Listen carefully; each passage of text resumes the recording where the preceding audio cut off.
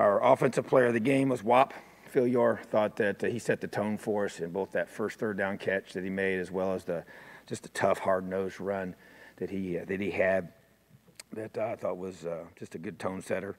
And the defensive player of the game was James Head. Thought he really played to the level I expect him to, and I said that to him, and just proud of him, just getting him to be a more explosive, game-changing guy in the backfield and using his burst. And then special teams player of the game was Aaron Casey with a blocked punt, and also just being sound and fundamental in what he needs to do on special teams as one of our young linebackers. Got some good reps on defense as well, did some good things.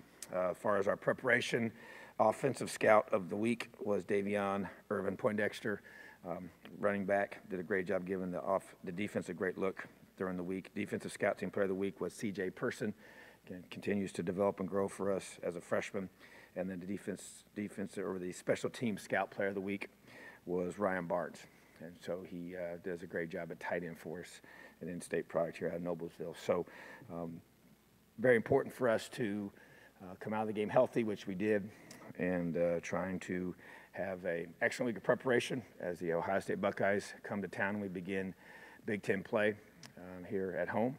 So very, very important home game for us, and good meeting with our guys today, good lift, good opportunity on the field to get the week started off in the right way and put the last game behind us and focus everything now upon Ohio State. So looking forward to this matchup. Coach Day, in his first year there as head coach, excellent football coach. I have a lot of respect for him as a person and as a coach and the job that he's already doing.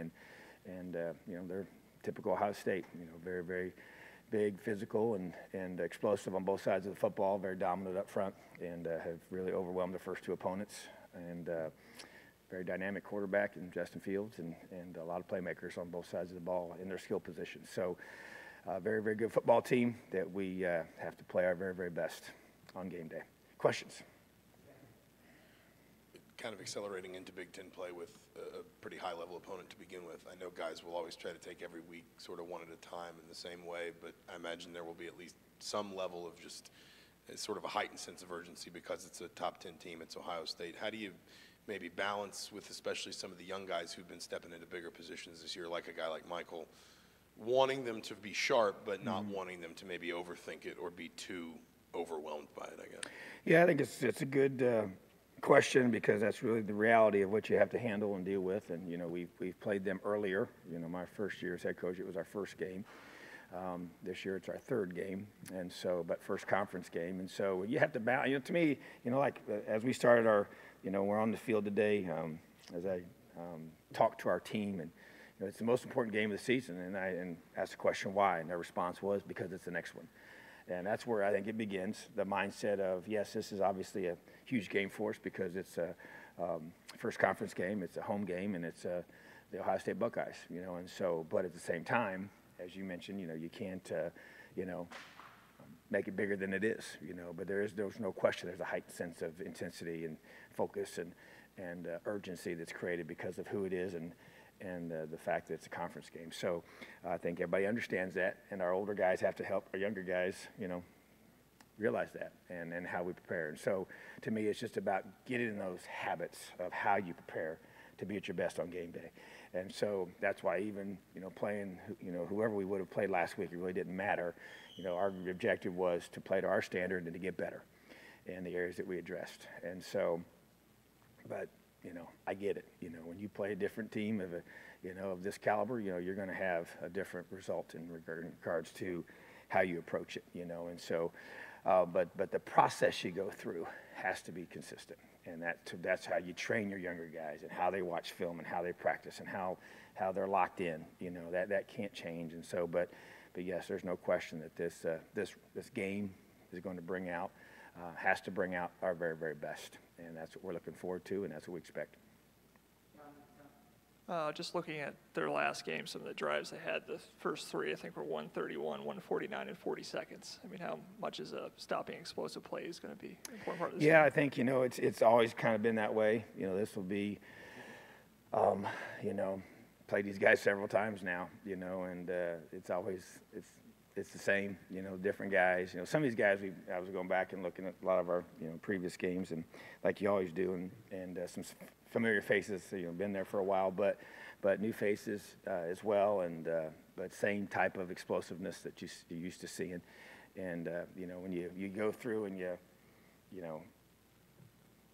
watch the film, sometimes it's like, man, I mean, they scored so fast, and it's different guys, and it's just, you make one mistake, and you give them a crease, and they make you pay, and so, but that's what the great teams do. And when you have elite athletes like they do, and so many of them, and so you have to have great angles, you got to tackle well, you got to fit things right, you make one mistake, and they can score in a hurry, and so not every team is like that. So, but once again, that's kind of what I'm used to seeing when we prepare for these guys, and they've, traditionally gotten after folks, in the early games in the season, and it's no different this year. Coach, you've been able to hang with Ohio State for 2 and 3 quarters the last couple of years, but then they kind of got you guys at the end. With your depth getting better and better this year compared to that, are you hopeful and optimistic at all that makes a little bit of a difference in a game like this that comes up now? That's the expectation, yes. And you can see, you go back and from 2017, 18, watching those games again, and the games I was the head coach in, and what you just said, you get late in the third quarter, the game was close, and then they pulled away from us both times. And so, bottom line is that we have to finish, and it's not about just competing with them and feeling good about that, certain stages of your program, you feel that's what you want to do, and that's, to me, we've been there and we've done that, and so now we got to finish, and so there's a lot of variables that go into that, it's obviously, executing on the field in those situations, which they have done that and we have not, and also it's that, the depth that you have in your program to be able to keep playing guys and keeping them fresh and being able to play at that high of a level in the fourth quarter. That's what it's going to come down to. And so that to me is that's why you recruit, that's why you develop. And we've made progress in that area. I guess this is a test case to see where we are, and so, but in my mindset and the expectation that I have as the head coach of this program is, we've been competing with them now for the last few years. And so it's, our objective and expectation is to be able to finish the job. Tom, you mentioned getting kind of the mindset right of this team with the next game up mentality. Over your time in Indiana, have you worked on anything kind of off the field to get the team's mental mindset more correct entering weeks and during the off season with like a sports psychologist or anything like that, trying to just make sure that guys are as sharp off the field as they are on? We have, and we've brought various ones in, and just did another one here at the end of fall camp, and to be able to address the mental side of your preparation, which I think is very, very important, and also just the way that we train in the weight room, and just doing different things and additional things and strategic either exercises or activities that we do with our guys at critical times of a workout, late in the workout, often at the end of the workout. As we call them finishers, just to get our mental toughness to where we're able to, no matter what gets thrown at us, it's just that the mindset, it just doesn't faze us, that, nothing, and my kind of mantra is that nothing can break us unless we let it. We are the ones that allow it to happen, but no person, no situation, no environment, no set of circumstances can break this football team. And so that's what you want, Now we got to work hard to get there, and to me, you're changing a mindset, you're changing a culture, you're changing an expectation. And I guess at the end of the day, you're just changing belief. And so that to me is what gets tested in these games. And so, I know the history, I know where we're at, I know where it's been since we've beaten this team. And so to me, it's about being our very, very best on Saturday, and we have to play extremely hard, we have to play extremely well, we have to play extremely physical. We have to do it for 60 minutes, not 50, not 40. It's got to be 60, and that to me is the next step for this program in this game. So tremendous challenge and tremendous opportunity, all wrapped up into one. What do you see in the film, Coach, of Justin Fields and the challenge of facing a high-level dual-threat quarterback? Yeah, anytime you get a young man that can run and throw the ball with equal effectiveness, it always creates a lot of challenges. You know, this style of, you know, Haskins last year was more of a pocket, you know, big-time NFL arm, and he was a very, very special player. Creates some different challenges, and then Justin Fields has a very strong arm as well, but also he can really run, and as the film has shown consistently. So that really does create a lot of problems for the defense, and so you got to do a great job of being able to contain that, you know, and not giving up those explosive plays, as has already been mentioned a couple times. So they kind of live off of those, and it's not that that's all they can do. I mean, they can do other things as well, but they really put pressure on you by scoring fast and often, and then trying to, you know, utilize that tempo within that realm to really keep you off balance and on your heels as a defense. So, yeah, he's a tremendous quarterback, great player, and a lot of respect for his skill set and talent. Don't know him as a person, but what he's put on film has been very impressive so far.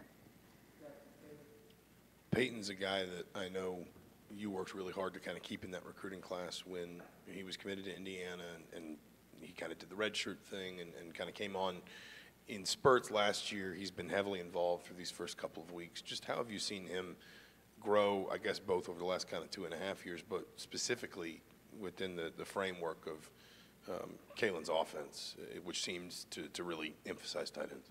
You know, he was an important recruit for us, being an in-state guy. You know, that when I, you know, was here and early on and just trying to be able to find those body types, they're hard to find. And he's a high school basketball player, and, you know, went and watched him play, and yeah, it was very important for us to keep him, you know, as a part of what we're doing, and just knowing, you know, Kalen's offense, as you've said, and the way he utilizes the tight ends, I think he's a valuable part of what we want to do, you know, and with all the weapons we have around him, you know, to be able to get him the football consistently well is a high priority for us, and then also just his blocking and all the things that he gives to our program. So, you know, just to me, it's always important to have, you know, guys that can make plays, and then those guys in the run pass conflict areas of the defense, and that where he can really be effective. And so, yeah, just to me, and I think it's exciting for him, and it should be exciting for future tight ends that we recruit to be able to know that you're going to get a chance to, you know, to maximize your talents. You know, I just even had conversations with someone recently about, you know, their high school son that's plays that position and always is a glorified blocker, you know, in that system from that, and that sometimes can happen. And so most guys want to catch the football, you know, they don't mind blocking. They'll do all those things that they're supposed to do to be a complete player, but you know, they dream about catching touchdown passes and, you know, making big plays, and that's fun, you know. So I just think that's part of us showing, you know, what we're building here and the way our offense is designed and how we do it. So I think Peyton's going to be the beneficiary of that, and you've seen it already, and I think that needs to continue. And he's a big body. He's made some tough catches. He's a tough kid, and you know, from Tri-West High School here in Indiana, and just you know, love what he brings. I really do, and I just want to continue to see him improve and keep getting better and keep working hard. And he has high expectations for himself as well. So his confidence continues to grow, and he's an important part of our offense, and we're going to continue to recruit well at that position. Coach, you've had a couple years game planning against J.K. Dobbins. When you talk about game planning against a system, a running game, a system as a running game, how much does he demand your attention to his individual ability as well? Oh, he demands a lot of our attention. You know, I remember he started as a true freshman, you know, there in 2017. Didn't know much about him. Had to go back and watch his high school film to kind of figure out. I think going into that game, we weren't even really sure. I think Weber had some hamstring issues. We really weren't sure who was going to start, and then they put in Dobbins, and it was like, whoa, you know, and so he made a couple jump cuts that were pretty elite for a true freshman. So just really strong. He's got a great balance and vision, and, you know, he's just another great running back from Ohio State. They got a bunch of them, and had a bunch of them. So you got to swarm him. I mean, you're not one guy around him. You got to get a lot of hats to the ball, and that creates challenges. You know, you got to be able to do that, and then you got a quarterback that can run and throw it. So, you know, but that's kind of been the, you know, the mantra of that's what they create for people. So, you know, he's a very, very talented player, and they got a really good one behind him as well, and another good one behind him. You know, and so it really doesn't matter who's in there. You're all going to have to respect the run. You got to, you know, defensively, you always want that part of the game to be, you know, under control. You want to be able to stop the run game and then force them to be one-dimensional, because if they can run it, then then they got both options usually, and that's not good for the defense. So, but yeah, very, very good football player, and we got to get a lot of hats to him. That's why the tackling has been such a big deal for me. I knew what was coming and knew that when this was going to be here, and so we got to have our best game of tackling on Saturday, yes. Coach, obviously playing in the Big Ten East, you get the opportunity to play games that are, whether it's perception by the fans, but are just considered bigger than others. What would a win over a team like Ohio State, a top 5, top 6 team, do for this program? Well, those are program-changing opportunities and program-changing wins when they occur, and they've don't happen as often as you want them to, but that's what makes them special, and so there's no question that they're who this whole conference has been chasing, and have performed at that level. And so, yeah, it's playing in this league, creates those opportunities, and coaching the SEC West and now the Big Ten East, I think the 2 best divisions in all of college football. So that's obviously up for debate, but I've been in both, seen both, and know how hard they are playing against teams of this caliber so frequently and having so many in your own division. So, but it also creates tremendous opportunity. And that's where, and that's how I look at it. Yeah, it's tough. There's no doubt. I mean, your margin for error against these guys, all teams like this, and is right there. Every mistake you make gets magnified, and so they expose you in a lot of ways. That's why you have to play so hard and so well together, and have a complete offense, defense, special teams game. And so, but that's what you have. And so, to me, I've been some places where you only have an opportunity to play many of those places and those teams, and it is a great, chance for us to be able to take that next step as a program, as we always like to say, and those are definitely program-changing, program-defining wins that affect recruiting and affect the trajectory of your program. When you see what Ohio State's been able to do to some of their past opponents, like 40-something point shutout against Cincinnati, how do you learn from the other team's mistakes to help you build your own game plan against these guys? Yeah, I think that the Cincinnati game was one. I think some people might have thought that was going to be a different, closer outcome, and so especially they had Cincinnati had played well against UCLA the week before, and just you never know how it's going to play out, but it was pretty lopsided, in that game, and so I think it just shows you how good Ohio State truly is.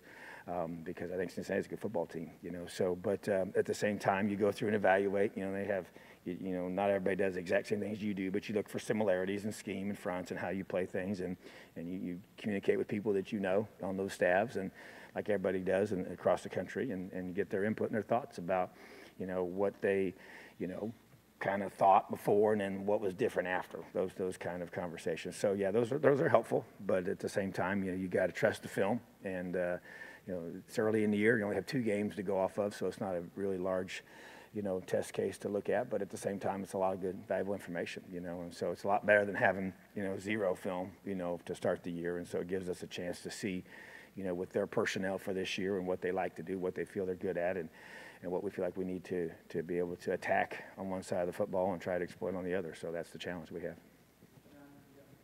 You talk about their physicality up front.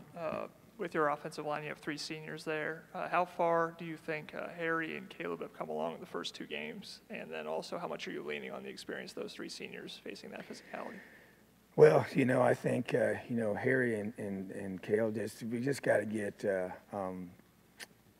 just keep getting better. They're just there's a level of intensity and toughness, and just, it's every little, step you take, and working with the guys around you. And, Caleb's obviously a big individual, but he's starting for the first time, and Harry's played even more than he has. But just being able to, go against these defensive ends they're going to play against on the perimeter is different than the first couple weeks, a lot different. And then the 2 guys on the inside they're going to be facing, that Harry will be matched up with, is more physical, more explosive, bigger guys, and so they've got it's a heightened sense of, technical, precision you have to have in everything that you do, whether it's the communication piece and whether it's your footwork and your hand placement and the line calls and checks and adjustments, all the stuff that they do. So, he'll be, one thing about Caleb was able to play last year against Iowa, so that was a good chance for him to be in the fray of this type of competition that he's going to be seeing. Obviously, those 3 seniors are huge. Those guys, they've been there, they've done that, they've,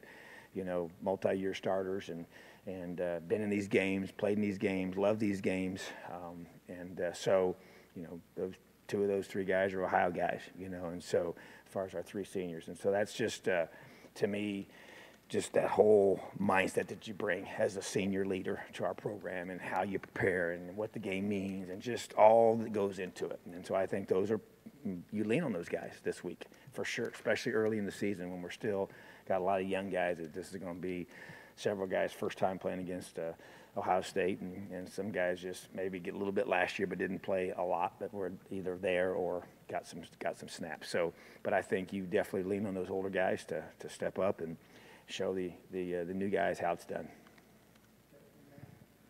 Why do you think Raekwon has been so productive so far this year, and what do you like most about what he brings to a team? I think the first question, the reason why, is confidence and just knowing the system. Yeah, I think when you know, he's not second guessing himself. And when you can tell when a guy, when I watch practice and even walkthroughs, I mean, he's making checks and adjustments and he's barking it out loud. You know, when you're loud and confident as you speak, you in your heart, you know what you're doing, you know, and you don't speak that way if you're not sure, you know, and he's, that's something that I think he's grown in a lot. I mean, it's a major change for him. And I thought he kind of struggled with that, you know, early on, you know, a year ago. And that's where it's been one of his strengths now. And so that allows you to be almost a step, you're kind of anticipating things and you're a step quicker and you finish things better. And so it makes you more physical and it just makes you a better football player, you know. So, and then I just think that's what I like, the decisiveness of how he's been playing. You know, you pull that trigger when you make your reads and you make those checks and adjustments, you run defense, you grab defensive linemen, you move them around.